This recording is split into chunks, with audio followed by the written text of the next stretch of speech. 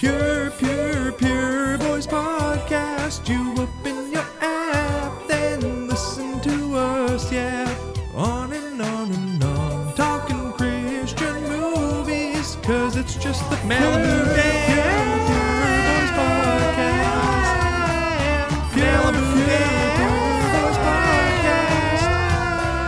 Pure Boys Podcast.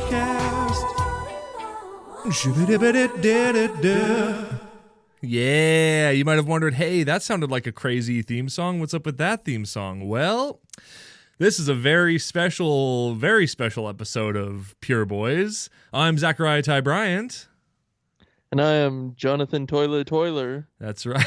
I almost forgot. We haven't been introducing ourselves in episodes, so I just figured we should start with that. We usually do.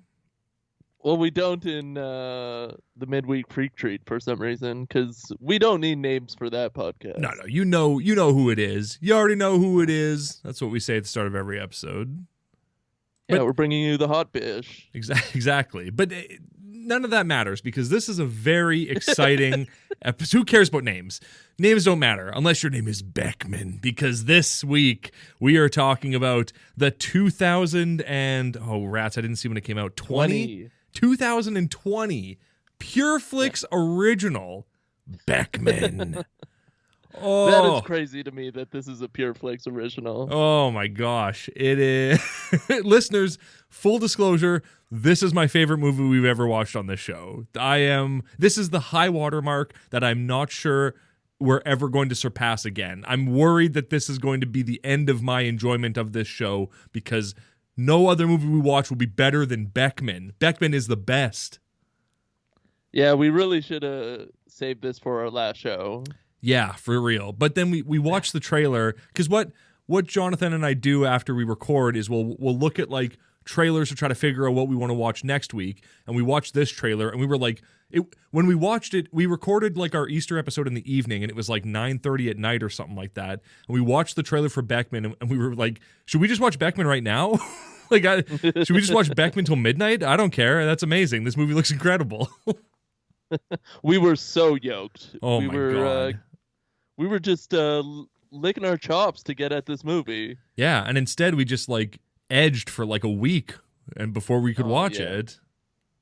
Yeah, I watched the trailer every day so I could get my edging freak treat. Of course. Right up there. You're a tantric master, and when it comes to great movies. And so is well, hang on. We're getting deep in the weeds here already, but what we need to do first is start this episode the way we start all episodes, with the Pure Boys prayer. God bless our podcast. God bless all podcasts. I love you. Perfect. Really good. Really, really good. That's a strong prayer. You can start your day with that if you want. Feel free to take that prayer anywhere you go, because it applies to every situation. God bless all podcasts. Yeah, it really runs the gamut of emotions. Mm-hmm. What are you into? True life murder? God bless that podcast. Whatever you're into, God bless them all. Yeah, Oprah's podcast. Does she have a podcast yet? Probably. I'm sure it's like Oprah Gabs or something like that. Oprah Gapes, sorry. Oprah and Gail. Exactly. Oh, a real tag team. Scoobers. The OGs, Oprah and Gail.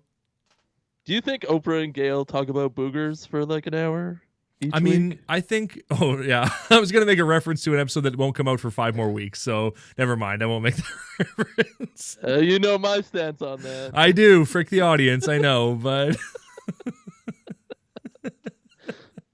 Listeners, just wait for episode 10 of Malibu Dan, the Family Man, and then you'll understand what I wanted to reference. You'll listen to it and go, oh, I get why Zachariah wanted to talk about that. That makes sense. I almost said my real name there. Oh my God. Yeah, could you write this down, listeners, so when you get to episode 10, you'll really get the full understanding of what's going on? Exactly. You might be too dumb to remember it. Write it on your calendar for March 6th or whatever. I think it's March 6th is that episode, or not March, May 6th. March. It's already over March. We got to get some moinch, you know. So before we get into Beckman, the greatest action movie ever made, oh my God, you have a little segment that we need to get into here. Everyone's favorite segment Was on I the show. supposed to do this week? Are you kidding me? This is your segment. You're supposed to do it every week. I never do it. I play the music for it. Did you not do it? Yeah, but this week too? Yeah, this week too. Yeah, I got one. Oh, nice. Perfect. Well, you know what time it is then, ladies and gents, and all in between. It is time for... The Kevin Sorbo Tweet of the Week. Hey now, this one is not political at all. It is... I don't believe you. Stop kneeling for the national anthem. Which... All right, I mean, nothing more needs to be said about that one. Pretty self-explanatory. Stop laying down. Stop planking for the national anthem. That would have been a much better protest if Colin Kaepernick just would have started planking. People would have been like, Yeah. He's bringing it back. We love planking. And everybody did love planking. Yeah. Except for people got nervous about it. Well, yeah, of course. Did you ever do any planking? No serious planking. I mean, I laid down on the ground or like my couch. Yeah, of course. Yeah, I did a lot of reverse planking in my bed and on the couch and on my yoga mat after a yoga session. And yeah, a lot of reverse In my planking. casket. Exactly, arms crossed. That's how I plank. Hey, but what about... That's how I serve the Lord. I pretend to be dead constantly. If I'm not doing this podcast, I'm laying in a crypt somewhere. True enough. We're not political. We're not political, so we're not even going to touch this tweet with a 10-foot pole. We will read it on the show, but we will not talk about it. Do you have a 10-foot pole? Hey, that's between me and my doctor. Nice. Yeah. Nice reply. Yeah, I keep him at a 10-foot distance using a pole. I don't want my doctor anywhere Yeah. near me. Get your hands off my bits, doctor. But what if he had like an 11-foot pole to Then touch your bits with? He could get all up on my bits then, I guess. Okay. Yeah, that's good. Safe practice though. Gotta keep them separated. You know, let your doctor touch your bits with a pole is what I'm saying. Yeah. Really shiny, really cold. Hey, you know what we could talk about during this Kevin Sorbo tweet of the week instead of that not political tweet that he sent out? What did you think of that Lil Nas X video I sent you where he gives the devil a lap dance? Did you think that was pretty cool? Because I did. I thought it was pretty cool. Did you like that he was flying up to heaven and then a pole came down and he grabbed it and pole danced into hell and gave the devil a lap dance? I thought that was maybe the coolest thing I'd ever seen until I saw Beckman. I thought it was pretty cool, and I thought it was the most true scene to the Bible in that video. Exactly. I mean, that is straight out of the book of Revelations. Yeah, there's a bunch of prostitutes in the Bible, right? Yeah, Mary Magdalene, number one with a bullet, washing the donkey poop off Jesus' feet, Mary Magdalene. Do you think they had pole technology back then? They probably were more, they had like pillar technology, certainly, but pole technology? That might be too much. I'm not sure. I liked how serious you took that question. You know, based on my scholarly research, I would say that they had pillar dancers, but not pole dancers. They hadn't tightened it You're up right. yet. Do you think they had handholds in those pillars, like just etched them out of the wood? Oh, yeah, for sure, of course. How else are you gonna swing your body around? Do you think? Okay. What else do I think? Do you think they got splinters? Was Yeah. like gloves a thing? Yeah. I mean, what do you think Jesus mostly built as a carpenter? Pillars for pillar dancing, as far as I'm concerned. Right. Yeah. Do you think the crucifixion was just a pillar dancing accident?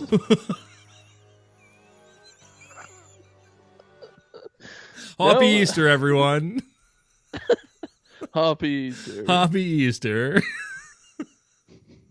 Hey, Pureflix, hit us up for that sponsorship whenever you want. We definitely are. We're thirsting for it. We're over here edging, trying to get that Pureflix sponsorship. We have great ideas. Yeah, Yeah. we do. And one of them is a Siskel and Ebert style review show where we talk about all your great movies, including 2020's David A.R. White classic, Beckman. We will dress up however you like. I will wear a bald cap. I will And dress like so a... will Zachariah. I won't, but I will wear a very elaborate, colorful priest's garb. Like, priest had some real colorful garb. I don't know about your priest, but my priest had like an outfit for every season. He just had like all kinds of sweet outfits that he'd put on that were like green and gold and purple and red, just all the colors of the rainbow. It was beautiful. Isn't that sacrilegious? Like taking away love from the god?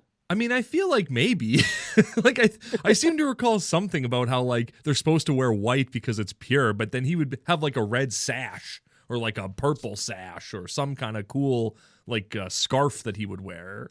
Not like a scarf around the back of his neck and then down the front.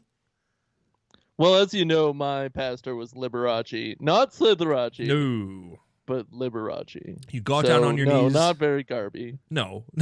No, it didn't have any color in his outfits. Liberace was known for being a very plain Jane when it came to how he dressed, and that's why people worshipped him, because he was pure. Crystals, sure. Sure. But Not color. Crystals, not color. Not color.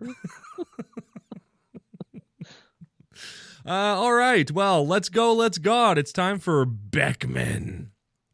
Let's go, let's go! Let's go, let's God. We're bringing it back. Man, I really feel like that one day off really paid dividends. Yeah, for real. Yeah. Listeners, we just recorded 7 days in a row last week. It was buck wild. We love it so much. We just decided to do 1 million episodes of this show. We have 6 weeks of Malibu Dans in the can now. Like, that's how excited we are on this show. Yeah. We're buck cherry psyched. Exactly. Yeah, we're all lit up again. We love that cocaine. And here we are, ready to talk to you about Beckman. Yeah, this is the lead up to Becker, which I hope to do my own podcast on. Exactly. Oh, okay. I guess I'm not invited to that one, even though I'm the Becker man, but okay, fine. I'm the Becker man. Don't think his name, don't say his name, the Becker man. You got it. Do you remember the Bye Bye Man? Did you see that movie? The Bye Bye Man. No. No? No. Sucked? That sucked. You know what doesn't suck, though? 2020's David Ayer White classic Beckman. So this movie starts, and the first thing you see is a Pure Flix original, and I was like, oh, I didn't know. I'm so hype. I was like hooting and hollering. I was so excited. I can't believe you watched this in the morning. It is a Red Bull dumped right into your veins. It's a Monster energy drink, just shotgunned right into your eye, and you can't help but just go from 0 to 60 like you're driving through the desert. So you can only go to 0 to 60 in the desert? Well, that's more of a reference to later on in this movie where Malibu Dan's driving through the desert, and he's driving. It's like supposed to be this intense scene where he's driving, but you just see a speedometer and he's doing like 50. And you're like, well, that's not that fast down a road. That's pretty tame, actually. Yeah, I mean, I guess 50 miles an hour is, I don't know what that is in kilometers, but I guess maybe it's more or less. It is more. It is more? It is more. It is more. Not color. So I don't know if we can say that anymore. I don't think we can. We have to stop recording now. Computer, stop recording. So this movie opens in Los Angeles. I'm hype as frick already. It's got title card. It's got like little like Avenger style cards that tell you where you are. And I thought that was pretty sweet. We only see that once, but it's still pretty sweet. Yeah. It's good to know where you are. Exactly. And where you are is looking down the barrel of a gun held by David A.R. White pointed at your dome. That's where you are, buddy, to start this movie. That's a good wrap up for this whole movie. Yeah, for sure. But then, so there's like him pointing a gun and stuff's happening, and then we cut to black, and the words Chapter 1 Beckman appear on the screen, and I was like, oh, we're getting chapters? This movie is split. This is like Zack Snyder's Justice League. There's chapters in it. It's amazing. Snyder's got chapters too? Snyder's got chapters. Weirdly enough, it's the exact same chapters. Chapter 1, Beckman. That one's all about Batman and stuff. Chapter 2, Tabitha. That one's all about Wonder Woman. It's just weird. I don't know why he did that. Maybe Zack Snyder's a big fan of Beckman. How could you not be? It's the best action movie ever made. So, yeah.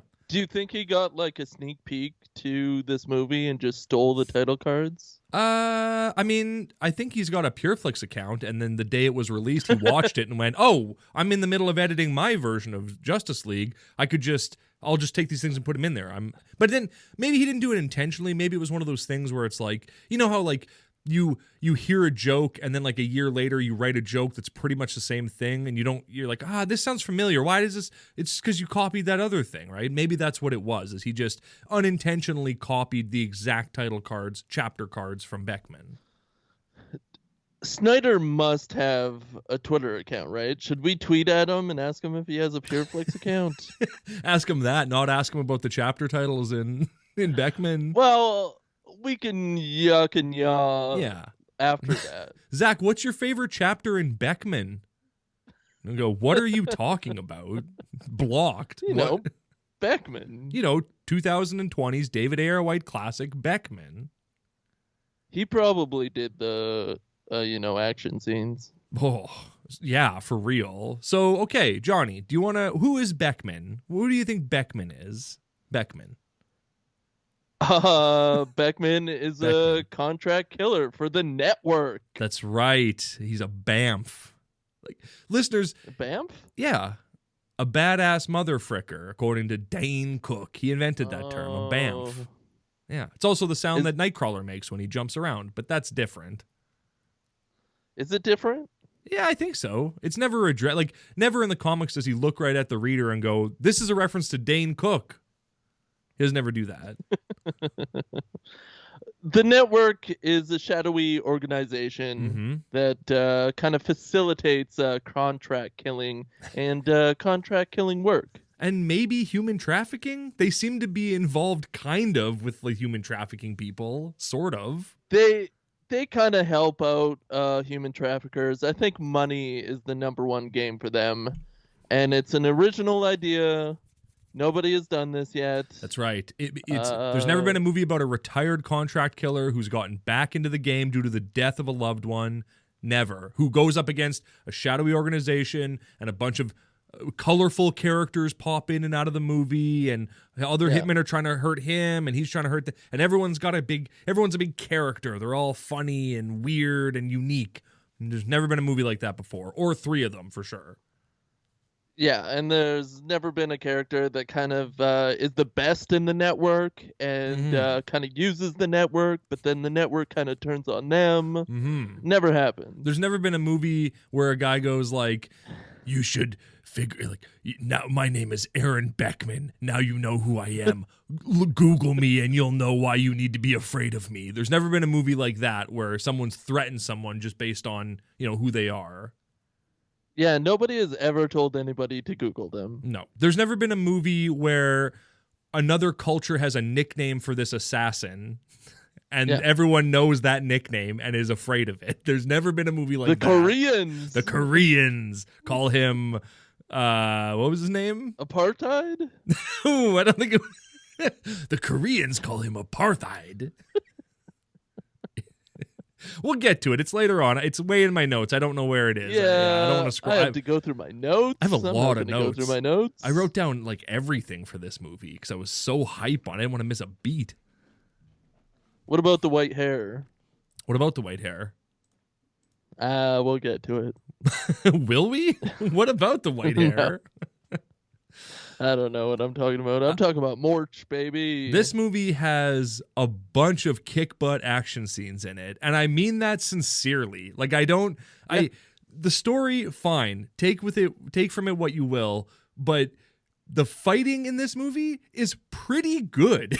is pretty enjoyable. The gunplay, that fight that takes place in Tommy's apartment is awesome. Like surprisingly awesome. Yeah, there's contract killers that are married, but we will get to it. They're in love, which is very cute. Yeah, they're real characters. So I don't know. Beckman. At the start of the movie, Beckman's in trouble. He's like been shot. There's this guy named Hayes. Tommy Hayes is trying to like hurt him. But like his brother. Kind of, yeah. And there's a bunch of money involved, but we don't know. We never find out what any of this is about. This is just like a cold opening.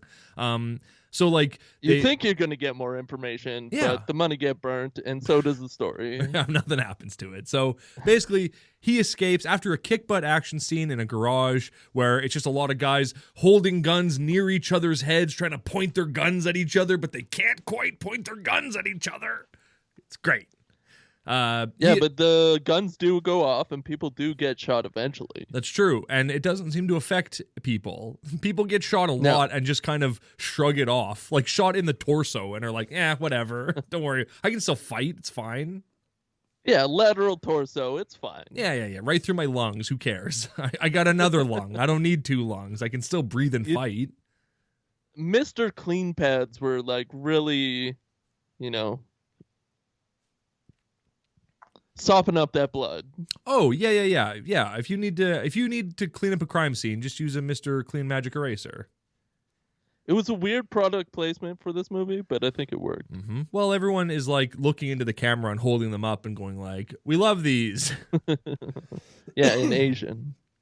Oh boy. Well, we'll get to the administrator. So Beckman gets out of the situation. He's got a bag full of money. He needs sanctuary, so he ends up at a church where he's like, "Here, I need sanctuary. Here's $350,000. Please just take me in." The guy's like, "Okay, cool. Take me in." Jeff Fahey, I think, is who that guy is, right? I called him Old Crow, but yeah. Yeah, the Old Crow Medicine Show is there, and he's like, he's praying at the start. He's like, I need to choose between medicine or the church, which will soon become medicine or my home. And then it's like, oh, this guy's like, he needs a lot of medicine, I guess. So Beckman gives him $350K.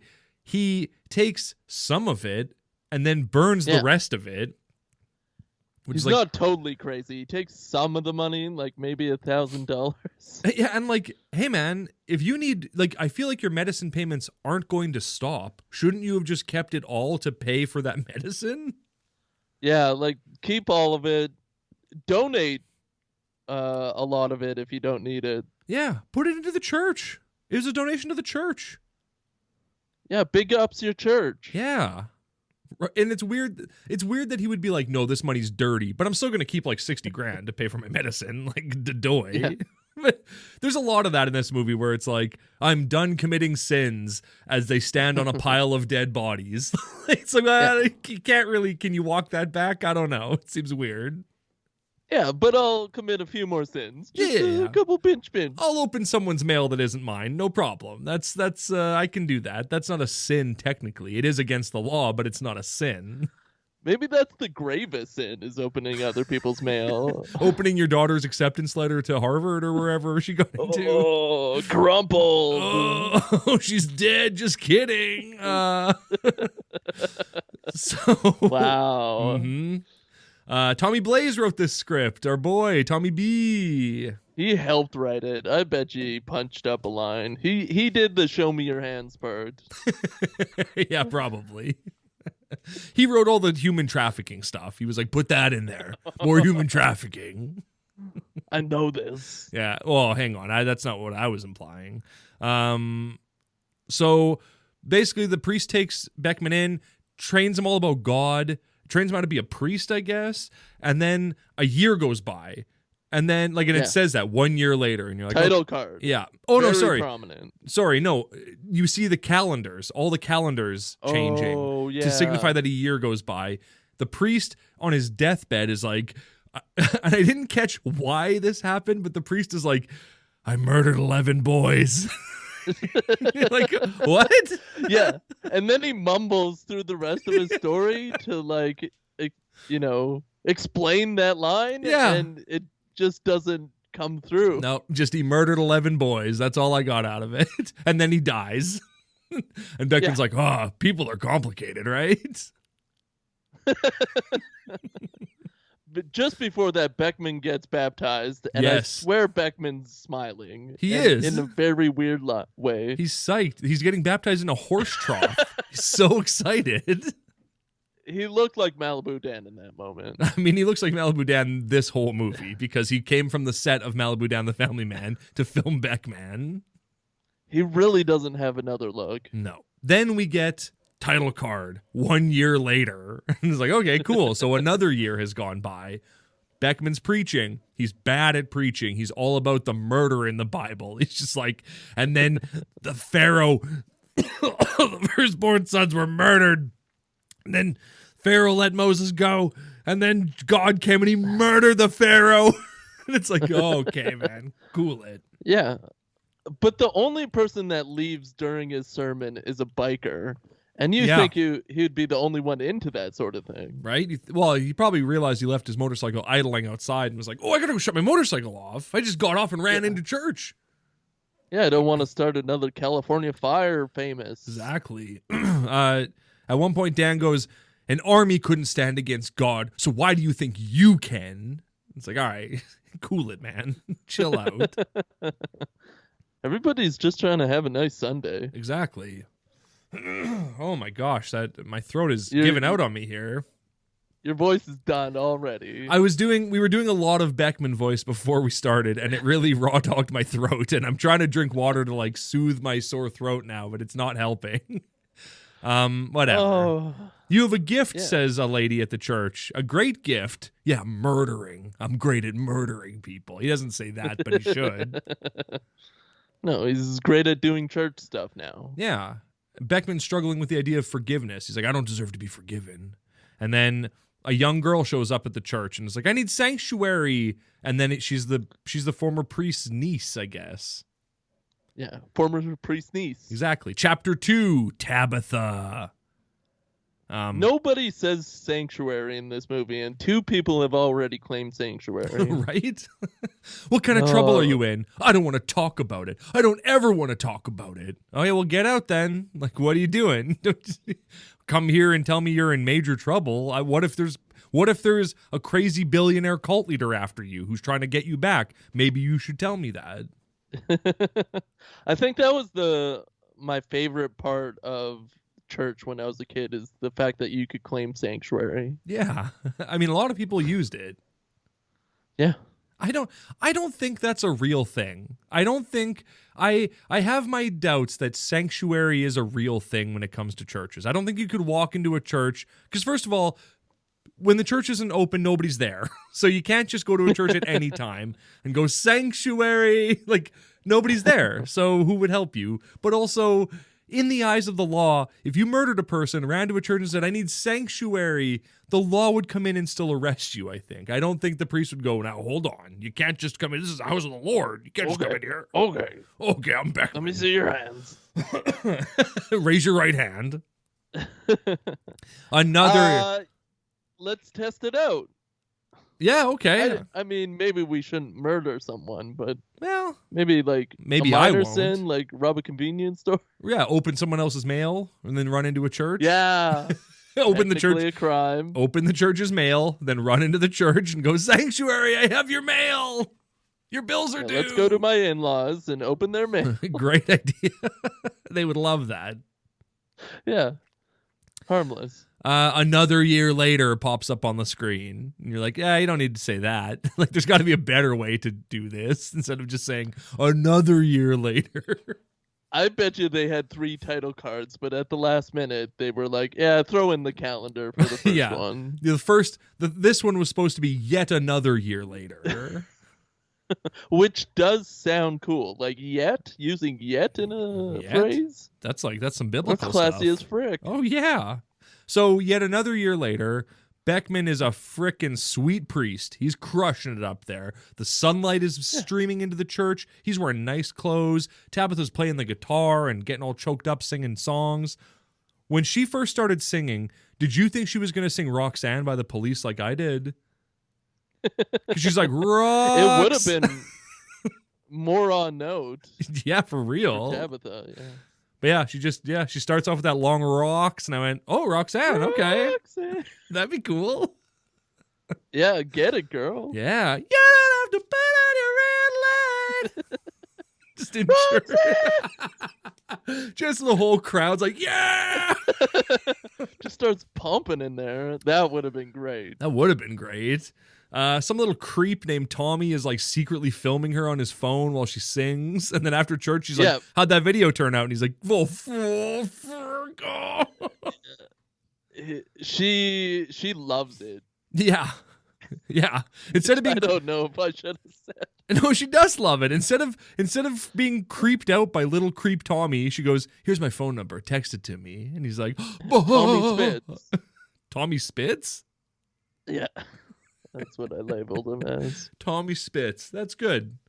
So yeah. It was actually Jimmy Spitz until I learned his name was Tommy. Tommy Spitz. He's like this little junkie boy with a black eye. He's this little creep boy. I don't like him. He sucks in this movie. And my favorite thing about him is the last place we see him is in like a fake underworld jail, and then like a door is shut over him, and we never see him again. Like there's no resolution to his part of the story. It's great. Yeah, he doesn't hook up with Tabitha even though he pulls the number. Yeah, he doesn't hook up with Tabitha even though he totally betrays her because he's a dumb idiot boy. He drives the truck. He gets the money. He gets beat up. Yeah, he shows strangers. Tommy Spitz. He shows strangers videos of her singing on his phone for no reason. You're an idiot, dude. He wanted advice so he could, I don't know, bed her. Yeah, eat box. He wanted to give her the Slitheracci special, and he didn't know how to start, and so he asked some drug dealer. I think in this context, it's 8 box. True. Yeah, an 8 box. The number 8. Box. Exactly. So then we cut to like Beckman driving and screaming in the desert, like just like like just driving. He stops at like an abandoned looking house and then kicks in the door with an AR-15. You're like, holy crap, this movie just kicked up a notch. But then we get another title card 10 hours earlier. And then I think that's the last title card we get. I don't think we get, other than like the chapter titles. Chapters, yeah. I think it's actually a really good directorial choice or editing choice because it kind of gets plain Jane for a bit. Yeah. So to cut to like a moment where there's some crazy crap going on to kind of heighten that expectation of more crazy stuff. Great. I was in. I was like, oh God, what happened 10 hours ago that got him to this point? Oh, he brought a pizza back to the church for Tabitha and... no, not a pizza. What'd you say? Oh, not a pizza? No, not a pizza. Oh, I love a pizza. And so... Yeah, but a pizza spells doom. Ooh, exactly. He goes by the church, here's a pizza, and then like... The old lady from the church is like, I used to sing in the 70s. They called me Baby Thunder. And so I only have her name written down as Baby Thunder. I don't know what her actual name is in this movie, but it doesn't matter. Do you want to know, or should we just move on? Baby Thunder is good because by the end of this scene, she's dead. So it doesn't really matter. Yeah, but she was drunk, so she probably didn't feel any pain. That's true. Yeah. Drunk off that communion wine. So... Tommy, dumb old creep Tommy comes in, followed by like a bunch of goons, and he's like, I'm sorry, I didn't know. And they're like, what? And then in walks the villain of this piece. And I was so excited when I saw him.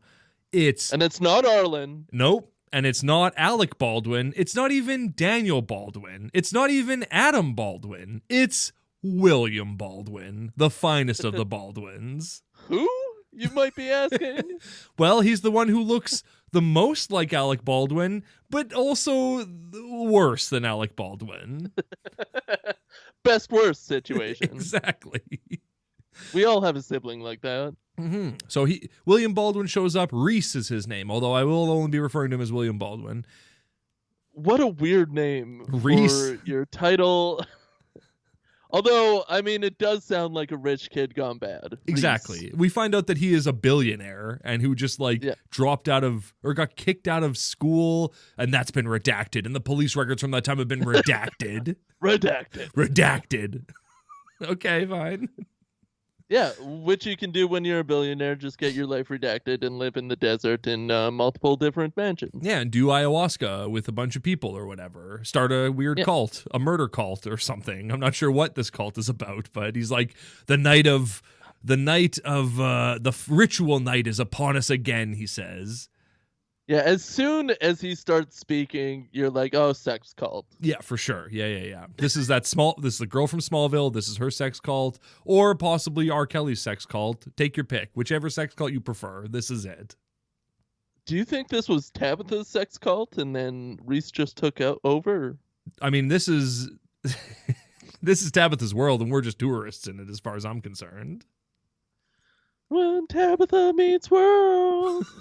Is that what you're talking about? Yeah, sure. When Tabitha meets world. So William Baldwin's like this weird, like, ayahuasca doing weirdo who says stuff like, "You will do nothing but offer poisoned words to enslaved minds. Shame on you." Yeah. It's like, okay. Exactly. Sex cult talk. Exactly. Big talk. Big words from a little man. Yeah, but he's looking good. Yeah, he is looking good. He's got a nice suit. He's looking good. Yeah, wardrobe did him right. White? White. One of the bad guys hits Baby Thunder in the back of the head with his gun, which then presumably kills her because we find out that she is dead later. And then so basically William Baldwin is there to take back Tabitha. Tabitha like got away from him, and so he has now tracked her down thanks to stupid Tommy showing a guy a video of her singing on her phone. This guy just happened to work for Reese, William Baldwin, and was like, "Hey, there's that lady that we've been looking for, Tabitha." What a terrible coincidence for Tabitha. Right? Yeah, like, Tommy, what the frick, dude? Like, what are you... Out of all the people in Los Angeles, Tommy had to work with somebody that kidnapped her? Yeah, I mean, it's a small world after all, as they say in Small Soldiers. Yeah, well, it is a weird neighborhood, and they're weird in the hood. They're weird in the hood. And so William Baldwin takes her back. He goes like, "This will be easier if you just come with me. It'll be worse if I have to take you." But she makes him take her. So they take her. They knock out Beckman. And then and it wasn't that much worse. Like it no. sucked, but like he didn't chop off her foot or anything. No, it was just like more at gunpoint than it would have been if she had just gone with them, which would have been at slightly less gunpoint. If you don't come to me, it's going to be slightly less more gunpoint. Yeah. Yeah. So Beckman wakes up, talks to Tommy, finds out all that junk about that, finds out that Baby Thunder's dead. So he decides, it's time to get out my murder phone and contact the network. So he calls the network and he's like, it's Beckman. I need an address and weapons. And they go, "Okay, Mr. Beckman, coming right up." You know what happens when you sign up with the agency. You have to, you know what the payment is, so bye-bye. And he goes, "I know, bye-bye." Give me the man with the spider tattoo. Oh, yeah, that's right. He's going to hit a spider tattoo on his arm. Okay, sure. Everyone's got a spider tattoo. All bad guys have spider tattoos. I don't know if you've ever noticed that before. Yeah, and specifically on their hands for some reason. Yeah, well, that's what it's easiest to see there. It wouldn't be like he had a spider tattoo above his right nipple, and Beckman would go, "How do you know that?" And he'd go, "I don't want to talk about it. I will never want to talk about it." The spider. Maybe he just loves Charlotte's Web, and he's just like, I got Wilbur on my left hand and Charlotte on my right, and I'm ready to frick. That would have been a good evil character. That would have been a good evil character. I once knew a guy who had a biohazard tattoo on his neck, and he was a real piece of trash, so maybe there is some truth to that. I don't know. Did he do the cocaine? I don't know, but I would say he probably sold it if I had to guess, based on his tattoo and who he was, so... Cool. Chapter 3, Eric. So we now get to... Now 10 hours have gone by, and we've caught up to that flash forward that happened. Beckman kicks in the door to this house in the desert, and there are 3 giant dudes in this house. I say that with the promise that there will be 3 even more giant dudes later in the movie. You think these guys are big? Wait till you see the guys later. They are even gianter. Yeah, you gotta level them up. You can't start with 7 feet. You gotta start with like 6'2". Exactly, yeah. You can't start with... Eric. Yeah. So Beckman goes up against 3 just buff dudes in tank tops. They're looking hot, and they are fighting, and Beckman looks bored while he's fighting them. Like there's like a struggle with his gun. He's just like, he's kind of pushing. He was tired that day. He had to film like 3 Malibu Dans Yeah, and then go out to the desert. Exhausting. I love that he just keeps pulling guns out. Like he's got his machine gun, which then he like murders one of the guys with, and then he murders 2 of the guys with, and then the biggest dude grabs his gun, and so he like pulls another gun out of his waistband and shoots that guy in the stomach. Then that guy knocks that gun away, and so he just pulls out another gun from his waistband and shoots him again in the stomach. You gotta have multiple guns. I mean, he just talked to the network for supplies. Exactly. You gotta laugh. And so he murders all those guys. But one was around a doorway, and the guy wasn't hiding at all. He just like crams 30 bullets into the room, and then Yeah, that was great. Like, I love how they get around showing murder in this movie, where Beckman just blind fires an entire clip into a room from around the corner, and then just goes, "He must be dead. He must have. I don't know." And he was. And he was. Luckily, his cell phone was not hit by any of those bullets, because Beckman gets his cell phone. This movie is a lot of Beckman on multiple cell phones and just swapping phones and picking up new phones and calling people and talking on phones. And then literally at one point in the movie, there's a shot of the passenger seat in his vehicle, and there's like 5 phones there, and they're all ringing. It's like, how many phones do you have, Beckman? He collects a lot of gadgets throughout this whole movie. You say gadgets. Guns, too. Yeah. I mean, you say gadgets, but it's like he collects a car charger for his cell phone. And like gadgets. It's all phone-based. Pretty much. Yeah. It's not like he gets cool drones or like walkie-talkies. Yeah, exactly. He finds a woman chained up in a closet and just leaves her. There are so many women chained up in rooms in this movie. Like almost every back room that you enter in this movie, there's a chained up little girl. Or like a woman passed out, or a woman in distress. There's always women in distress in every room. Yeah. So William Baldwin is like a cult leader, where he's like meditating in the desert with women, and I guess he's a villain because of that or something. Like that's all we really know about him at this point, is that he's like a new age guru type thing. Yeah, he doesn't fly under the Lord's banner whatsoever. Mm-mm. He's a new age desert freak, and that's bad. That is bad. Spirituality versus Christian and Christianity, and that's what this movie is really about. And let me tell you, Christianity comes out on top with a bullet to your freaking head. You don't think it is, and then it is. Exactly. Does that make sense? Yeah. So Beckman takes, I keep wanting to call him Becker. So Becker takes Thanks for that. Becker takes Eric's cell phone. Eric is one of the guys who was there in the kidnapping.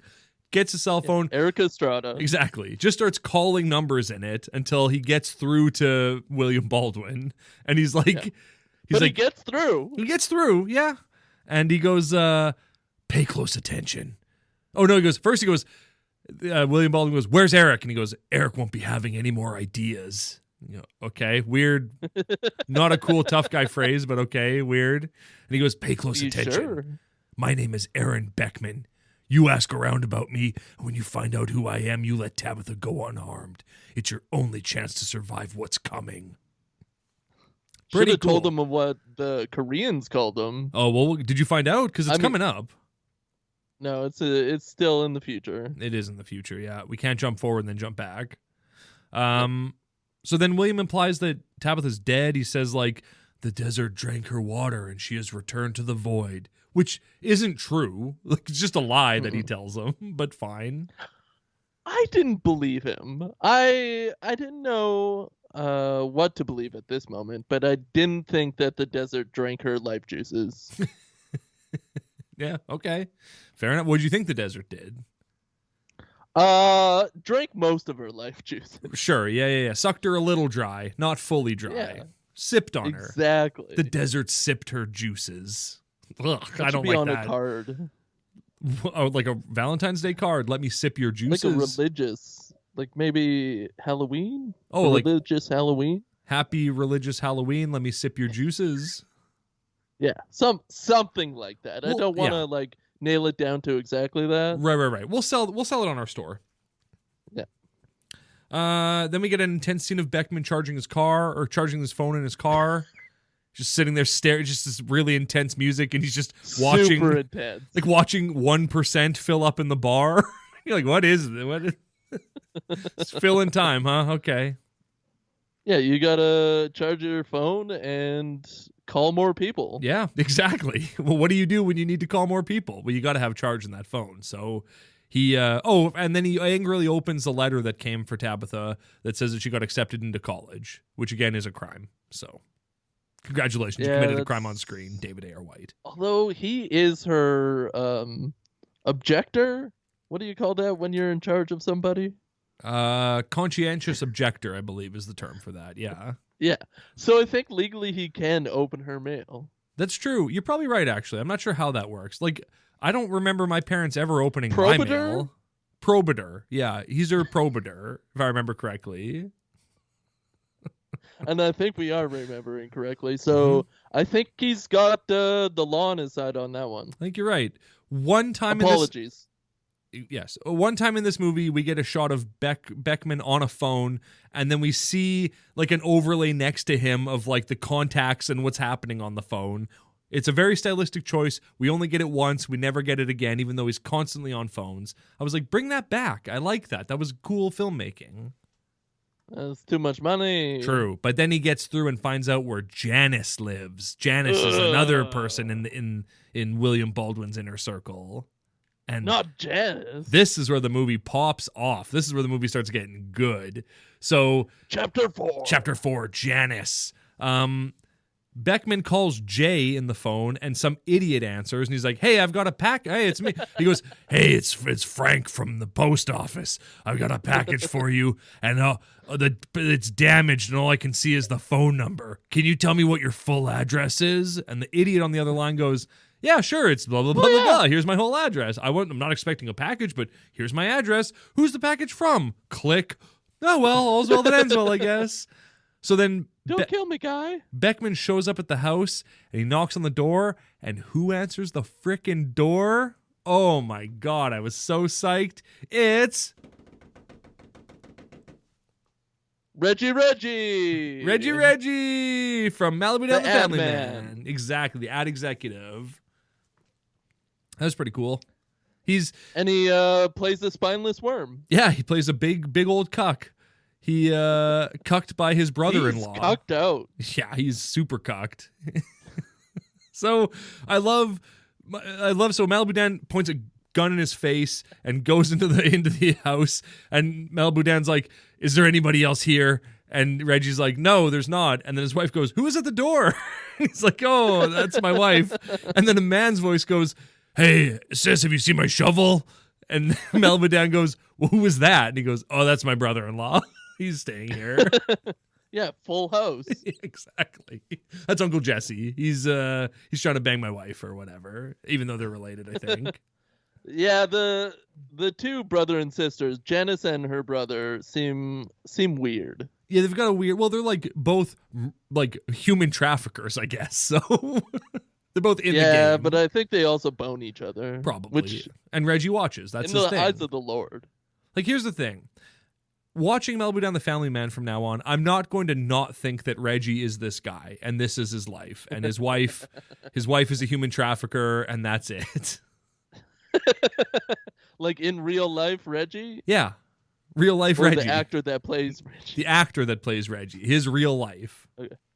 I think he's going to be more like the character in Hitting the Brakes, but that's well, we haven't seen it. We haven't watched it yet, so I guess we'll find out. Beckman. I saw the trailer. Ooh. Beckman intimidates them and is like, "Tell me where Tabitha is." And Janice is like, "I don't know where she is." And he turns to Kurt, her boyfriend brother, and is like, "Raise your right hand." So he raises his right hand, and Beckman shoots him in the hand. He's like, "Oh, my hand!"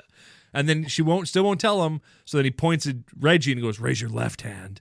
And Reggie's like, "Oh," and she goes, "Fine, I'll tell you. Don't hurt my cuck husband." Yeah, she loves her cuck husband. That's so sweet. It is. It's very sweet. So then they all get in a car, and they're driving to where she is, I guess, or so. They're just driving anyway. And you could just drive anywhere. For real, especially considering what happens in the car. Like, fine. Yeah. You could have been going drive to the police station and go, this man shot my brother in the hand. Like that's what they should have done. That would have really you could go to the planetarium. Ooh, that would have been cool. Take your kids. Yeah, that'd have been really cool. Well, they got a 12-year-old son who's supposed to be picked up from school, so it was at this I dispute that. It was at this point in the movie when I was like, the cinematography in this movie is actually like pretty good. Like there's some really nice shots of the California hills and like deserts and mountains. Like there's some really nice cinematography in this. I was very impressed. This makes me think a lot about like how many Pureflix movies we watched. And I'm wondering if this movie is actually good editing and cinematography wise, or have we just been watching utter crap for so long that this is like a breath of fresh air? That's a good point. I think it's good.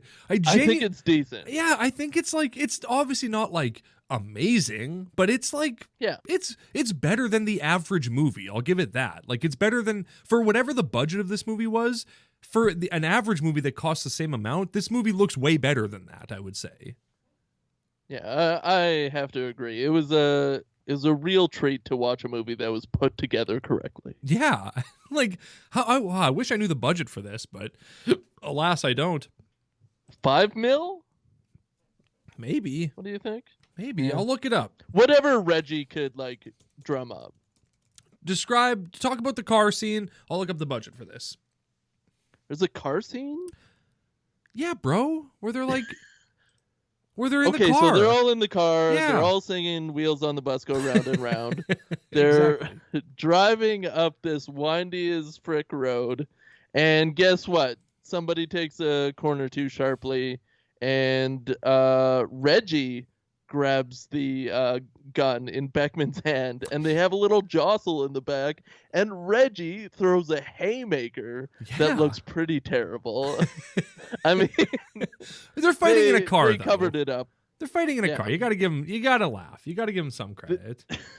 Well, this cuck guy throws a punch. Like, I don't know if I would have the cojones to throw a punch in the same situation. True. So I give him that. The car stops, and everybody. Oh, I guess the brother gets shot and dead. Does he? He gets shot like a bunch of times in the chest. And then, like, I think he still runs away. Yeah, there's a weird shot where, like, the car pulls over and everyone gets out of the car and runs in different directions. It's like this weird shot where you just see one by one, everyone gets out, and you're like, oh, everyone's okay. I just heard someone get shot. I think it is implied later that the brother died, but he still got out and ran like a perfectly normal human being for getting shot in the chest. He didn't run far, though. He ran to the back of the car and then he collapsed. So I think he does die. I think we can establish that, yeah. So Kurt dies. Reggie just runs off down the road and we never see him again. He runs back to the Wake Up Malibu office and is like, guys, I've had the craziest morning. You won't believe what happened. I would assume Reggie knows how to run a marathon because he loves running away from his wife. Exactly. And he picks up Reggie, and they skip town. Exactly. I mean, he doesn't go pick up himself. He picks up his 12-year-old son. Exactly. And they drive off a cliff. His son's name is also Reggie, though, but they do drive off a cliff. Yeah, Reggie Jr. Just Reggie. No Junior. They just make it confusing for themselves. I'm Reggie and my son is Reggie. That is funner. It is more fun. It's more fun. So Beckman chases Did you have enough time? Yeah. Is that a quote from something? Should I know what that is? To pull up the information you were looking for. I did. I couldn't find any information about it. We'll tweet at him. We'll tweet at David. We'll get the answers that we need. Don't worry. We'll get to the bottom of this, listeners. Don't worry. I'll tweet him right now. Well, tweet Reggie. He'll know. No. David Aaron White doesn't know anything about budgets. No, he just wants to make a network. I'm going to tweet at David Aaron White, and I'm going to tweet at Pureflix, and we're going to get to the bottom of what this is. Do you think we could ever get this movie on NBC? I don't know. It's pretty violent. Like a Saturday night. They must have had other violent movies like Transporter. Well, that's true, yeah. Electric Juice. Electric Juice.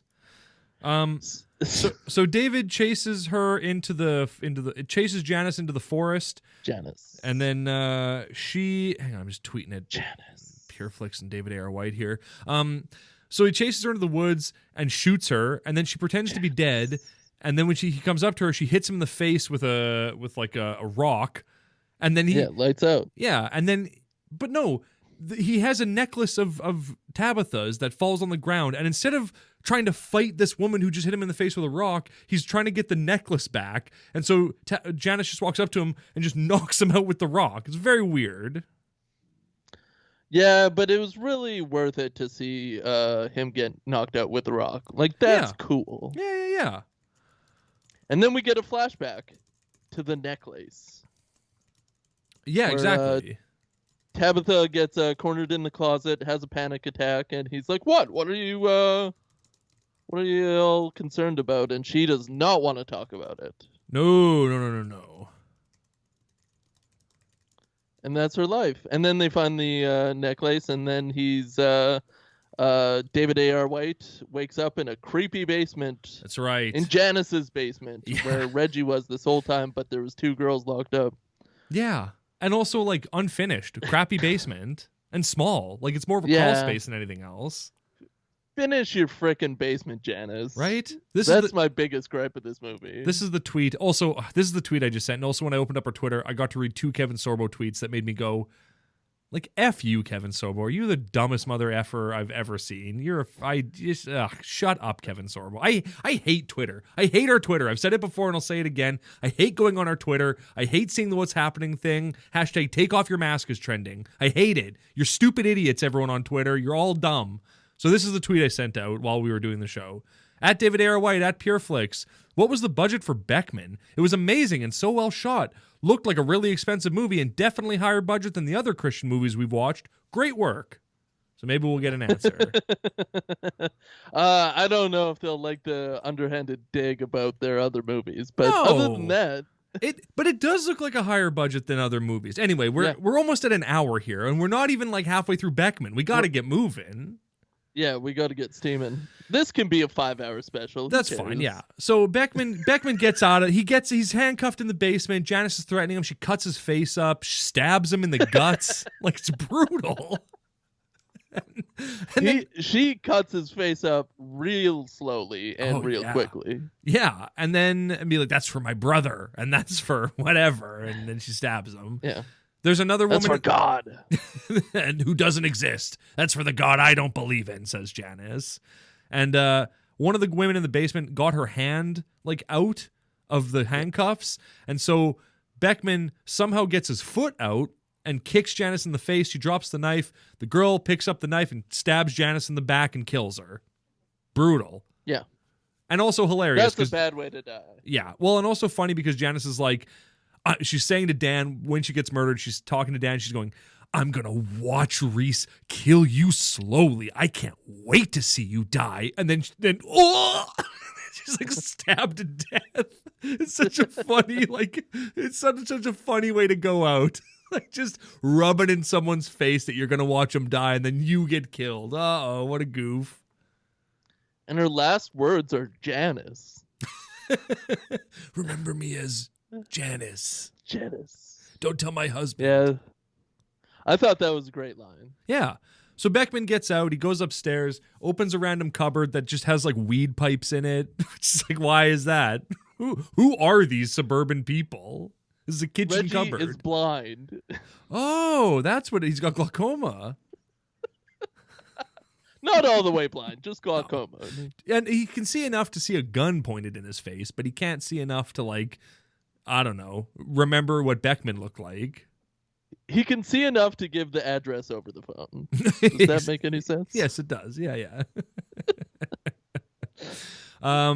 A guy, one of the other guys from the kidnapping and William Baldwin show up to get Janice to, like, take her with them, but she's dead. So the guy, before he comes in, he calls, and Janice's phone is ringing, and Beckman's like, he's looking through the window with his gun pointed at the door, going, "Come on, come on!" It's like, show me your hands. Go get him. What are you doing, bro? Just go get him. No, yeah, wait. Shoot him from where you're standing.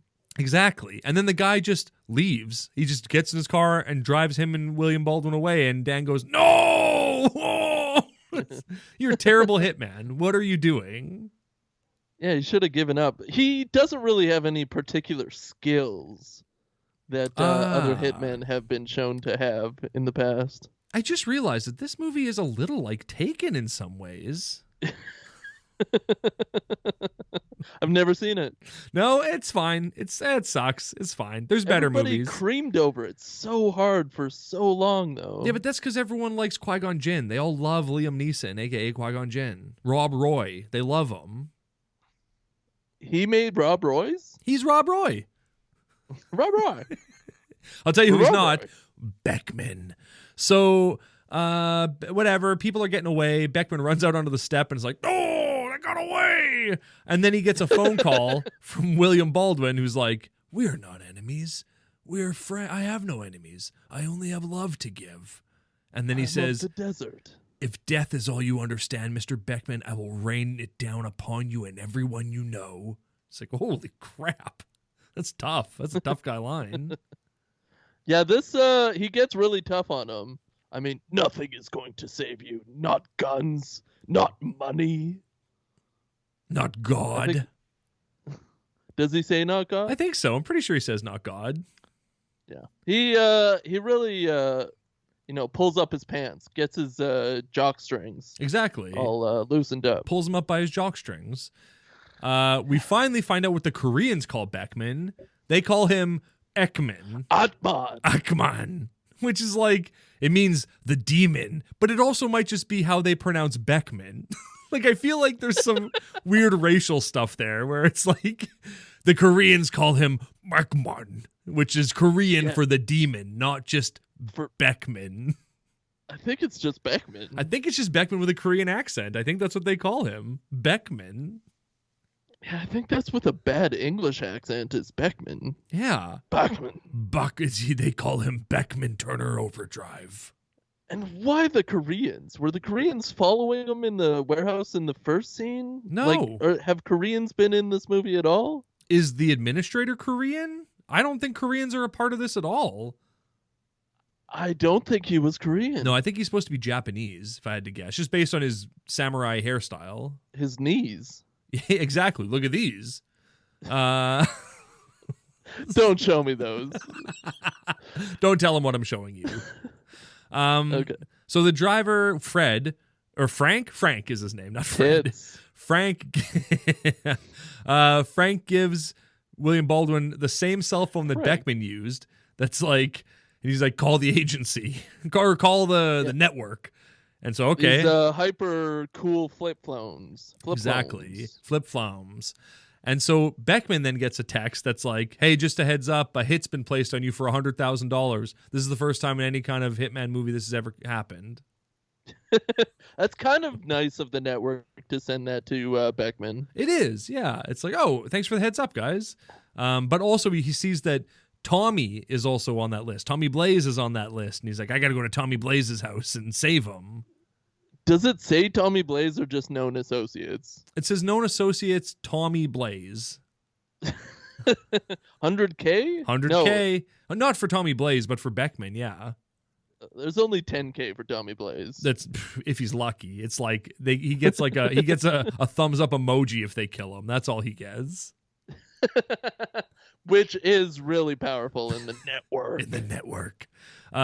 Which leads us into chapter 5, Tom. Even though his name is Tommy, they call him Tom here for some reason.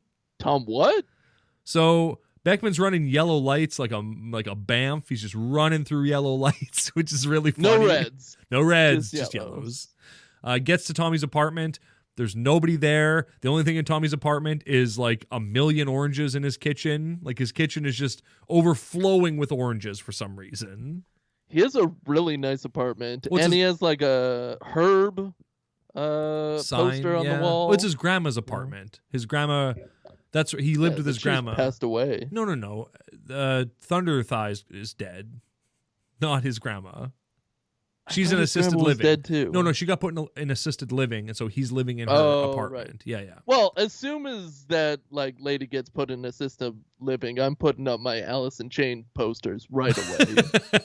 Day one, as they're hauling her out, and when the nurses show up and they go, "We can do this the easy way. You can come with us. It's going to be a lot harder if you don't come with us." Yeah, that's where they got the dialogue from. Exactly. And now we get my favorite scene in the movie, the fight scene in Tommy's apartment. It's so awesome. It's such a great scene. Two other hitmen show up, Connor and Isabel. They're like a lovey-dovey couple calling each other Papa Bear and Mama Bear, which is gross. I don't like that. I don't like those nicknames. No, they're very disgusting. That's what a weird nickname. Yeah, and so they have a little shootout, and then Beckman disappears into the apartment, and so they go in to find him, and they're clearing rooms by pointing a gun and going clear, and then they go clear, and so clear.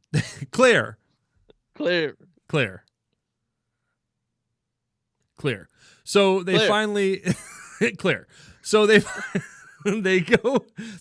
Isabel goes into the bedroom after saying clear, and Clear. I'd like to point out, this is Tommy's grandma's apartment, and they live together in this apartment, but there is one bedroom in this apartment. So where did Tommy they sleep together? Oh, okay, good. Asked and answered. Isabel goes Abs to abs. abs to abs? So Isabel goes into the bedroom, and then we get clear. We get the coolest moment in any fight scene I've ever seen. So she goes into the bedroom, and Beckman's behind the door, clear, and he shuts the door and then turns the little tiny shooter. He turns the little. He doesn't have any bullets in his gun. Oh. So he turns the little lock. The little lock on the handle that's like a little tiny click. He just shuts the door and then clicks it shut. It's so funny. Your hands are probably so sweaty that would take forever to have the dexterity to do that. But also maybe that's a skill. Oh, his hands are never sweaty. I meant closing small locks. But yeah, dexterity. But I love that. I love the attention to detail where he just shuts the door and then just clicks the tiniest little clear lock. They just click, and the guy on the other side could just force the door open. He could just get in. It's barely open. It's barely a lock. It just click, as if it's the kind of lock you'd have on your bathroom door. It's nothing. Yeah. But anyway, this is not a haven of soundproof and lock-proof doors. This is a slum in LA. It's a dump place. This is one of those motel apartments. Exactly. One of those. It's kind of nice, actually. It is a pretty nice place, yeah. But anyway, Beckman proceeds to beat the piss out of a woman in this bedroom. Just uppercut. Did you see that uppercut? Ooh, yeah, it's brutal. He just beats the hell out of this woman. But she's about to get the upper hand when her husband kicks in the door and it hits her in the back, and she falls down and hits her head on the corner of the end table and dies. He just kills his wife. It's such a funny fight scene. It's great. If you watch anything from this movie, watch Tommy's apartment fight. It's the funniest fight ever. It's great. So then, that's what's being, contract killer and in love is all about. That's right. They're a real Mr. and Mrs. Killing Smith. your wife. Exactly. So he runs out. Beckman comes after him. They're fighting. Oh no, Beckman gets a gun. It must be the woman's gun. Yeah. And then he goes into the kitchen, and there's this genuinely a great moment where Connor picks up a cast iron pan, and Beckman shoots him, and he deflects the bullets with the cast iron pan. And I was like, that's pretty cool. I like that. That's a cool move. It was a really cool scene, but is it from another movie that's kind of like this? Ooh, I've never seen a movie before where colorful contract killers go after the baddest contract killer who ever existed. That movie like that doesn't exist. With a frying pan? It's called Beckman, and it's the movie you're thinking of. I see. Mm-hmm. But now, so he kills Connor. Yeah, brutally guns him down in the living room and then shoots him like after he's dead. He shoots him like 3 more times, and he looks up. So now they're both dead. Yes. Aw. But then he like shoots Connor in the head after he's dead. Looks up and Tommy's standing in the doorway like, Pastor, what are you doing, Big Pastor? boner. Oh yeah. So that was He's pretty got funny. sweats on. Mm-hmm. You can see it, the whole thing, whole hog. You can see everything. But he's shook. Yeah, he's totally flapped. He's crumpled. He's a godly kid. He's clear. And clear. So Tommy runs away and Malibu Dan chases him and is like, get in the car. And he's like, okay. So he gets in the car and they have this weird discussion where Malibu Dan's like, you're in it now. And he's like, in what? And he's like, you're in the underworld now. And the kid goes, no, there is no other world. There's only one world under God. Okay, Tommy. Well, you're being stupid. You're being a naive little dumb boy because clearly there's contract killers and all kinds of stuff that you don't even know about that your God never told you about. So pull your head out of the sand and look at what's happening around you. You're marked for life. Thieves, darkness, evil, all of it. Ooh, that's a good Beckman. Beckman. And I love how he's like, you haven't spilled blood and you haven't taken any money. We can get you out of this. And he's like, no. It's like, do you want in or do you want out? What do you want to do? And he's like, I'm not involved with it. And it's like, you don't get to decide that. You watched Beckman murder Connor and his wife. You're in it now, whether you like it or not. You have to be in it. I really like that he says no. Like, Yeah. Nah, I don't really want to do this. No, you're gonna die. Nah, I'm fine. So But then the administrator pulls up. A Japanese guy pulls up wearing like a night. He looks like he's cosplaying as Michael Douglas from Falling Down. That's the outfit that he's going for. or Michael Douglas from another movie. Or Michael Douglas getting mouth cancer from eating his wife's box. You know, he's cosplaying a lot of different things in that moment. So What a man, what a man. So the administrator's like, follow me or whatever. He makes a hand gesture to him. And so they drive to Tommy's workplace, which is a brewery, which if I was Tommy, I'd be like, no, I'm not telling you where I work. Like, you're going to go fight this guy where I work? No, I have to go to work. Like, you're going to ruin my business? I don't think so. But anyway, they go to this. Yeah, they meet very cordially at a place, and that place is Tommy Spitz's brewery. Exactly. So they have this big showdown in there where Malibu Dan faces off against the administrator, who's like a bad hitman. Like, he's a badass hitman. He's unstoppable. And so he's the equivalent to Becker in skill and deaths. Exactly. No, maybe not deaths, but certainly skill and certainly forgiveness. So they have this big fight. Tommy Blaze is hiding. He's praying for Beckman, and then then the administrator gets the upper hand, and he like knocks Beckman down, and he's like, he looks and he sees that he's bleeding from his side from where he got stabbed by Janice earlier, and he's like, you were injured. Like, he has the most outrageous voice that's as much as I want to do on air, because it's very offensive if I was to do more. It's a lot of flopping L's and R's, if you know what I'm saying. Yeah, and Zechariah is like playing it down. Like, take that and times it by 10. Exactly. And that is his accent during this scene. And so he's like, I'm not going to do the accent anymore. Well, I might do a little bit.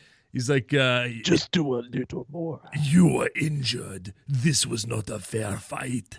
And he's like, yeah, I got it. Yeah, I'm hurt. And he's like, oh. The Bushido Code tells Fricka me. you. Fricka me. So, yeah, the Hoshido Accord. Exactly, the Hoshido Accord. So, isn't that the kind of car you drive? I'm pretty sure you drive a Hoshido Accord. Yeah. Yeah. It's rent-free.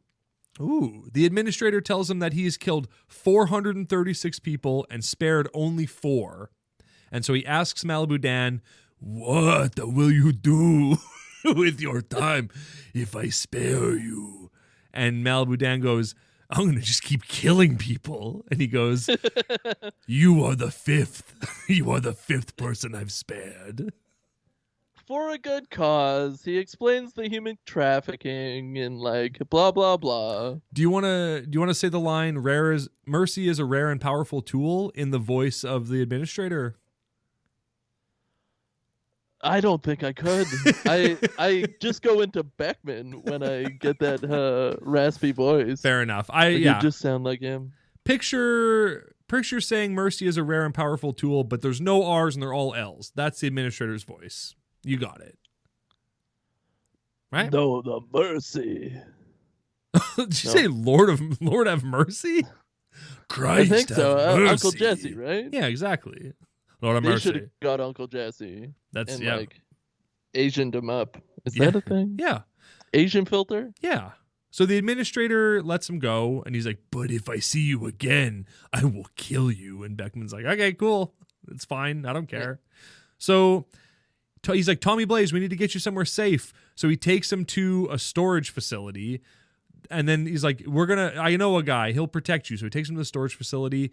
The guy opens up a storage locker, and it's just a prison cell. And he goes, "Go in there." And the kid's like, "I don't really want to go in a prison cell." And he's like, "Get in there. You'll be safe." So he does. I think this is a comment on how storage facilities are a huge human trafficking haven. Maybe, yeah. Maybe that guy's in on it. Who knows? Yeah, I think so, because you don't put a toilet in a storage facility. No, you'd have to like plumb that in. That's a whole procedure you'd have to do. You got to plumb that in. None of the plumbers who worked on it are like, "Why are we putting a toilet in here? What's this for?" Well, you get an evil plumber. Well, that's true, yeah. What are we putting a prison toilet for in this place? What's the point of it? Why is it a prison toilet? Why can't it just be a regular toilet? Why does it have to be a jail cell? Why couldn't you make it comfortable at all? It's not a real jail. Like, put some water that sprays up. What do you call that? Bidet? A bidet. Bidet, mate. Yeah, do you think this plumber's questioning at all why he got paid $100,000 to put one toilet in a storage cell? Nope, definitely not. He's cashing that what are check. These bars here for? Frick it, I'm out of here. Tommy is super naive again. He's like, "Go to the cops."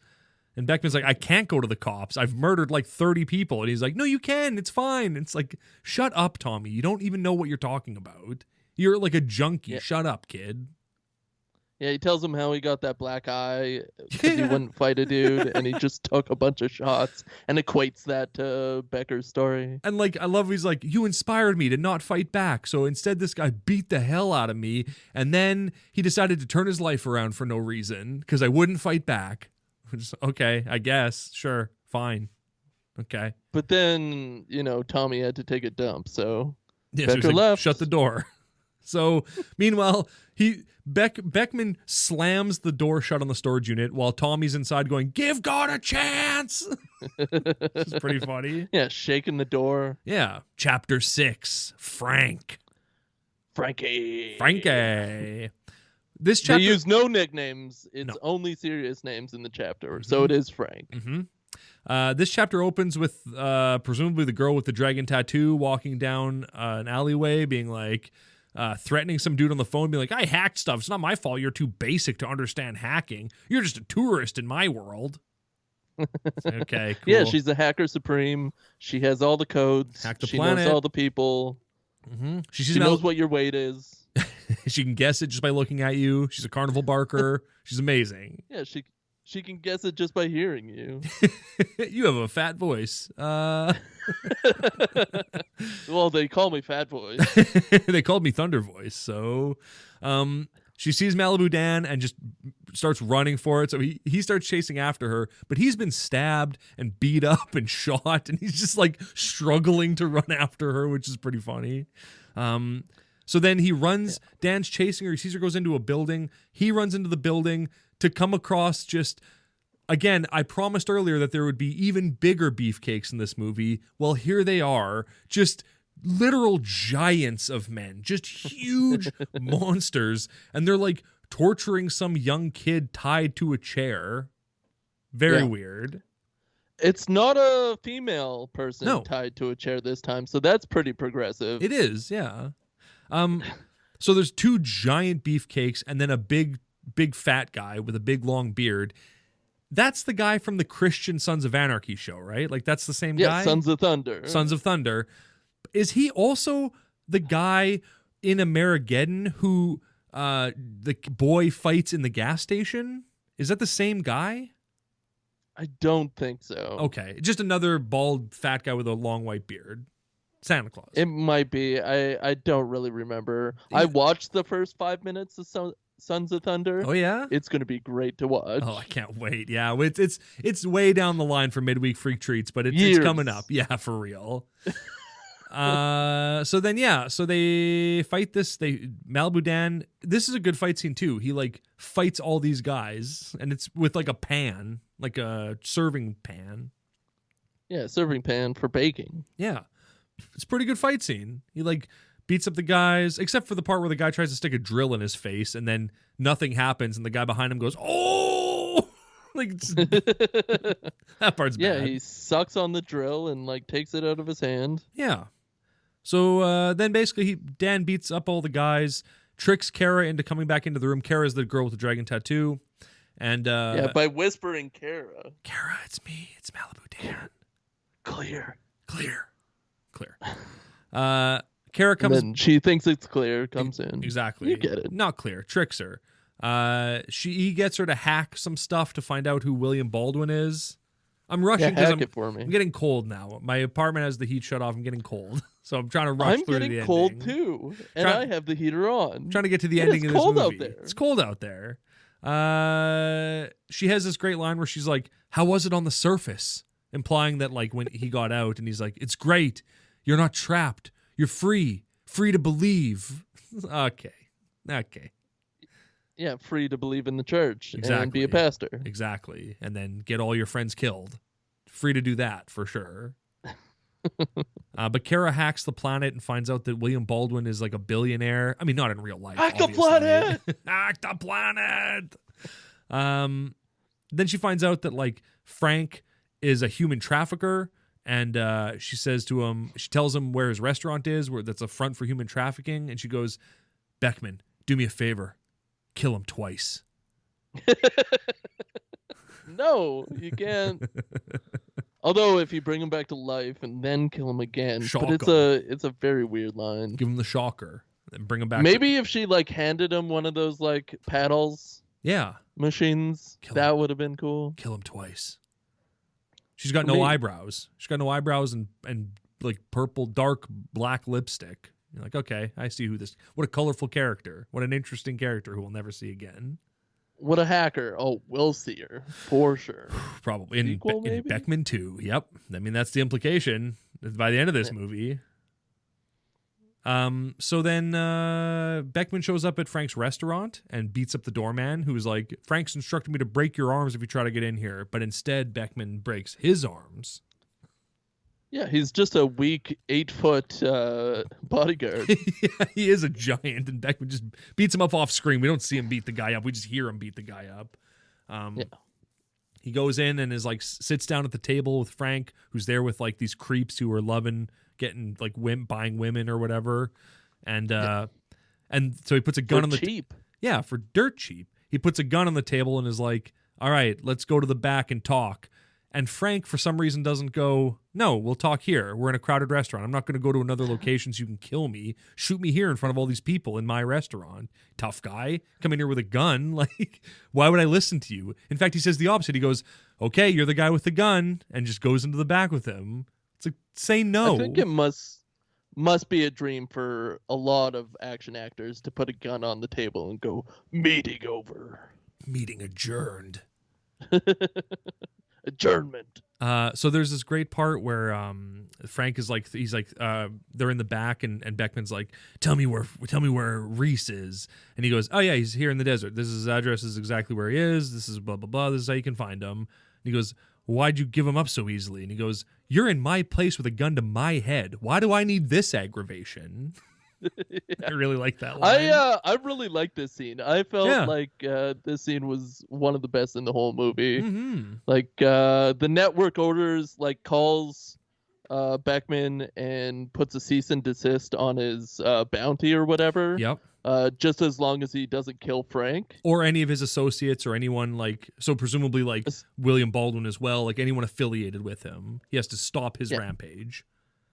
I think he can still kill William Baldwin. I don't think so. I think it said like Frank or any of his associates, which would mean William Baldwin because he's his driver. So, but he just told him where to kill him. I think it meant more like those two guys at the table. Oh, and his restaurant people. His restaurant people. Yeah, that's a good point. Yeah, but instead. But then, yeah. Go ahead. Well, Beckman sees a binder filled with hundreds of girls that have been sold by Frank. And by not that much money, I mean 30 grand, 50 grand. Yeah, right. For less than the cost of a something Accord, whatever the Hayabusa Accord or whatever we were talking about. Yeah, the Harambe Accord. Ekman's Accord, the demon. So, Frank's, begging and pleading, and he's just flipping through this binder, and then without looking at Frank, just pops him. Yeah, well, he sees Tabitha's in the binder. Oh, yeah. And he sees that she was sold to Reese for like $100,000 or something like that. And so he just shoots Frank. And Frank's like, you can't do this. And he just shoots him again. Thought that was pretty good. A great scene. He's, swathed in red light to make him look like the devil. And I don't know. The content of the scene is great. The cinematography is great. It just, everything worked about that scene. Really loved the cinematography. That's maybe my new favorite thing you said. The cinematography. Well, it was red. Exactly. The big reditography. That's a really great scene. Actually, I'm with you. I like the window in his office. That's like an oval, but then it's got blinds in front of it. That's very like cyberpunk. Looks very like retro futuristic. That was pretty neat. Very much so. They should have filmed this first and built out from there. Oh, that would have been awesome. Not that anything else is wrong with the other movie. No, but that would have been a great opening too, to just be like, you have to let it go and blah blah blah, and then cool. You can't do this. I'm a pedophile. You can't do this. I'm a pedophile. Get me out of here. So then, now that he knows where he is, we are on to chapter 7, Reese, the final chapter. So, turns out that Tabitha was sold to Reese when she was 15. She fled from him, and that's why he was after her. So Beckman breaks his contract with the network because they tell him, like, you can't kill any of these people anymore, and you know the consequences if you do. And he goes, yeah, I know. And then he kills Frank. So it's like, oh, now the whole network is after him. Like, he's in deep doo-doo now. Like, this is it for him. So he's like on one last ride, essentially, to go kill Reese, I guess. So this is the scene where he's driving, and in the passenger seat there's like 30 phones, and they're all ringing at the same time, and he just grabs all of them and throws them out the window into the desert. That was pretty funny. Yeah, it's the network telling him that they're going to kill him. Yeah, exactly. But he gets to Reese's ranch, and so he's like hobbling along. Like, at first, he's walking fine, and I have in my notes, didn't Dan get shot in the leg earlier? He seems to be walking fine right now. Whatever. And then my next note is, oh, now he's limping. So the cinematographer called up the director. Exactly. You got to have him limping. Yeah, you got to limp. And so clear.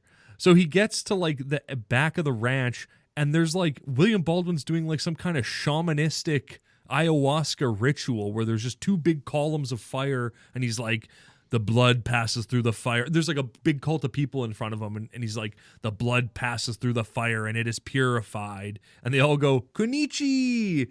And he goes, the spirit passes through the fire and it's purified. Kunichi! I thought that was really fun. Konnichiwa, bitches. Kunichi, hey, come on. This isn't... Birches? Birches, thank you. Burgess Meredith. And by big, cult, there's about 10 people there. There's like 15 people. That's a big cult.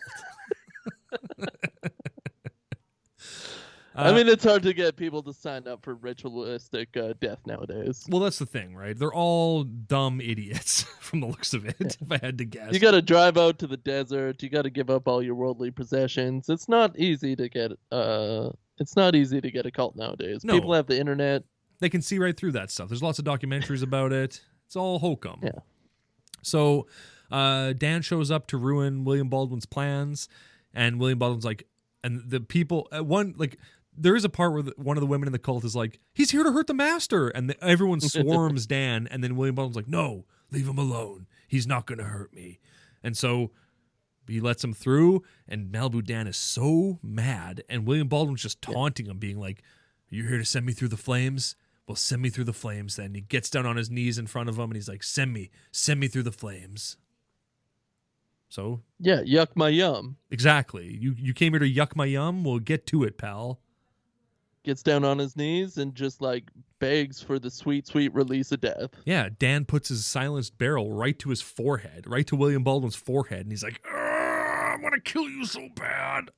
But then the words of Tommy Blaze and Tabitha and the dead priest who murdered 11 boys and all these thoughts come back to him. They're like, praise God, and like forgiveness is good, and mercy is a rare treat, and whatever. All the people. I killed 11 boys. I killed don't know why. 436 men, but mercy is good. And so Dan decides, I'm not going to murder you, William Baldwin. You have to live with yourself. Your judgment will come soon enough. And William Baldwin goes, okay, I literally don't care. Like, great. I'm going to just keep doing this then. I'm not going to stop what I'm doing, which is pretty funny. Yeah, he's going to continue on with the Festival of Death. Yeah. And then there's this weird moment where, like, the things William Baldwin is yelling at him are so, like, weird and not indicative to how they're expressed. Like, he's like, oh, and by the way, Tabitha's still alive, and she's in a barrel in my place, and you know what? I want you to take her. I want you guys to go and live a happy life together. So get out of here and go live a happy life, Beckman. It's like, okay, good. Well, we're all in agreement then. Let's all go live happy lives then. Well, he's just so filled with, endorphins after he doesn't get killed by Beckman. He just starts sputtering everything he can. Like, he is bulletproof at this point. And he says, like, I want you two to go live a happy life together. I can think of no greater punishment. It's like, well... Send me a Christmas card. Yeah, exactly. Think harder. Think for 1 second. Like, you can get it. You got it, guys. It's such a weird sentiment to be like, go retire to a beautiful Bahamas island. I could think of no greater punishment than peace and happiness for the rest of your life. It's okay, fine. Great. So Tabitha's in a barrel. But like also Dan's it doesn't make any sense what Dan's doing here. Like he's like he murdered everyone. He killed so many people on the way to this guy who deserves like to be killed by him. And instead he's just like, nah, you know what? I'm a good person now. It's like I'm done killing. Well, why you couldn't have stopped after this guy? Like you had to stop. This guy before? Deserves it more than anyone in this entire film. Well, maybe not Frank. Yeah, and Frank deserves it the most, I think. So he got it, but like you just murdered so many people. And you just I'm done now. I'm done murdering. Bizarre. Hey, that's God for you, man. Hey, that's God for you. You get told to kill your child and then you don't. It's mixed messages. Mm-hmm. For sure it is. So Dan throws his gun into the desert and he's like, I'm done killing. And he goes and gets Tabitha out of the barrel. She's just in a barrel. Nobody else is. Could he used his gun? Yeah, that's what I thought. When he got there was a big padlock. I'm like, I bet you wish you had that gun now, hey? Could have shot that padlock off. But it comes off. Rocks. Yeah, whatever. It rocks. Gets her out of the barrel, and then they leave. They like drive off, into the night together, and it's all good. Everything's good at the end there. And she's like, how'd you find me? And he goes, I almost didn't. Which I guess I get it. Like if he'd have killed William Baldwin, he never would have found out that Tabitha was alive. That's God being like, great job, thumbs up. Now you get your reward. But again, the entire network is after you, Dan. You're going to drive out of here and then be immediately killed by 50, you and Tabitha are going to be blown up by a hitman in 4 minutes from now. It's like such a non-happy ending to this, even though it's portrayed as like everything is right and now everything is good in the world. Yeah. Just because you threw your phone out of the car doesn't mean that the network isn't after you still. In fact, at the end of the movie, after they leave, we cut back to William Baldwin doing his like rain dance thing. And then he gets just popped by somebody. Some dude just kills him brutally. And we turn around. Yeah, it's like, oh, what? No, you can't. And then boom, boom, boom, he's dead. And then we turn Bang, around. bang, bang. And it's the administrator who's on the phone. The only bad green screen moment of this whole movie is Is Could you which? tell? I couldn't. I feel like they added that post-production. Like, I don't know if William Baldwin was supposed to die in the original script. Well, I feel like he had to, though. I don't know. That's tough to Yeah. say. But anyway, It's real tough. he gets killed. The administrator's holding up a phone that's like calling. It's one of the network phones, and he puts. He's like, "See, now Reese is dead," and they go, "Okay, here's your money. Also, now you have to go kill Malibu Dan, the family man." And he goes, "No problem," and like shuts the phone. And then that's how the movie ends. They've been gone you passed them on the highway probably. Like you could, if you get in your car now, you could catch them in like 3 minutes and they could be dead in 5 minutes. It's not a happy ending. It's such a bad ending. They waved at each other when they were Exactly. crossing each other on the highway. It's Oh, you! Hey, remember forgiveness, please. I just love that, like, he gave up his, like, and again, if the administrator comes for him, Dan will not fight back. He's just going to be like, okay, kill me, I guess. Like, Well, he can't. it's so weird. It's such a weird ending. He doesn't get right with God, just nothing. And it's portrayed like, look at how much he's grown. Look at what a good person he is. He literally has the blood of hundreds on his hands, but what a good person he is now. Do you think the administrator forgives him like immediately in Beckman 2? Yeah, of course. That's how Beckman 2 starts, with the administrator showing up and being like, I'm here to kill you. And Beckman going, oh, please don't. And he goes, okay, you're now the 6th person I've forgiven. First double. Well, we don't know. Maybe the first 4 were all the same guy. Maybe. Poor guy. Maybe it was Tommy. He just picks a guy that he likes and goes, I'll keep forgiving you. No matter what you do, I'll forgive you. I frickin' love you. So what did you think of Beckman? I'd say probably my least favorite out of the movies we've watched. Shut your mouth. You're a liar. Production was terrible. You're a liar. It needed more administrators. Like, everybody that went after Beckman should have been dressed up like that and had a bad Asian accent. Well, but I think he's a character. Even the white guys. He's a character, though. You know, the lovers who were like Mr. and Mrs. Smith, they were characters. Yeah, he's a real character. He's a real character, yeah. But I really enjoyed the movie. It was so nice watching a real movie that was put together and seemed to make sense throughout the whole thing. Yeah. The action sequences were pretty dope. I'd give it 6.5 crosses out of 20. I'd give it 10 Malibu Dans, the Beckmans. That's what I'd give it. Out of all of them. How did you enjoy this movie? Give me a summary of your thoughts, your feelings, your hopes, your dreams. Bruh, it was the best movie we've ever watched. It was incredible. I loved every moment of it. I thought it was great. Did my tweet not go through? What the heck? Apparently my tweet's not showing up. What the heck? Do you have to go to tweets and replies because it was at somebody? Oh, maybe. Yeah, I do. Yeah, there it is. Yeah. Okay. So I loved it. I thought this was the best movie we watched so far. It's going to be tough to top this one. So good luck next week, whatever we end up watching. But listeners, if you're going to watch any Christian movie, watch Beckman. It's amazing. And it's unlike any other movie you've ever seen that stars Keanu Reeves and has 2 sequels. It's unlike anything else you've ever seen. It's amazing. PureFlix has a free trial. Sign up, watch Beckman. Yep. And then watch all of Family Dan, the Family Fan. Exactly. Too, as well. Exactly. And then be done. Update on my tweet to David A.R. White and PureFlix. No reply. Yeah. So. What about a like? No Did likes, you no get a kiss? nothing. Maybe a kiss. Maybe. Why did they make it a heart? They should have made it lips. That's nice. I would have liked that better. But anyway, this has been a long episode, but it's Beckman. What are you going to do? This episode's been as long as the movie Beckman. As long as the movie is short. Exactly. So until next week, I love you. I love you. We love you. Pure Voice Podcast. You open your eyes. I forgot we didn't say it at the same time. You blew it, pal. On and on Oh, and no. on. Talking Christian movies. Talking Beckman soul. It's a Beckman podcast now. We're only talking about Beckman from now on. Next week, Beckman. Beckman, we're back. Pure Boys Podcast. Shibby-dibby-dib-Beckman.